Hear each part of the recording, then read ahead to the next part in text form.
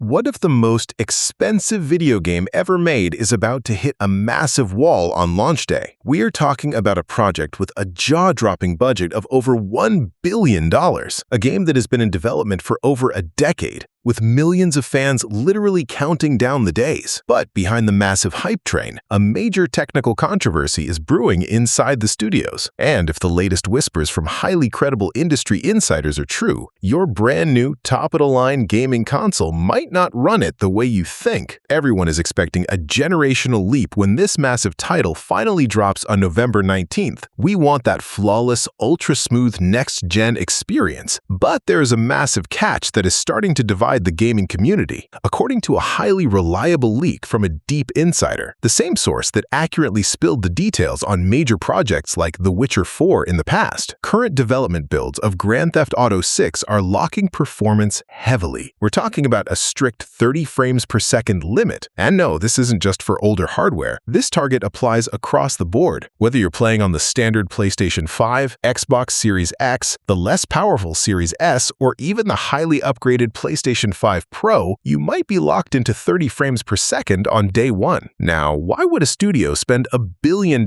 just to deliver a frame rate that feels a bit dated? The answer lies in the sheer weight of the technology they're shoving into this game. The developers are pushing the current generation of hardware way past its absolute breaking point to achieve a level of immersion that feels completely real. They aren't cutting any corners on the visuals. The game is simulating a fully ray-traced environment on every single surface. Think about how light waves actually move. When you look at a massive body of water in the game, the hardware has to process a second, fully rendered version of the entire city's skyline just to calculate the reflections and global illumination accurately. Combine that with a massive draw distance where you can see water vapor and crisp details miles into the horizon, and you have a recipe for a massive performance drain. But it's not just about the graphics. The underlying simulation is incredibly heavy. The engine is running an independent, complex AI system for every single NPC in the background, paired with next-generation physics and incredibly natural animations. It's a living, breathing world, but all that processing power comes at a massive cost to the frame rate. Some experts are even looking at the previous trailers and official screenshots, pointing out that the flawless lighting looks more like a beautifully staged photo mode than real-time gameplay. In fact, looking back at history, it feels exactly like when Grand Theft Auto 5 launched on the PlayStation 3. It was essentially a next-gen game forced onto older hardware, scraping by just to run. GTA 6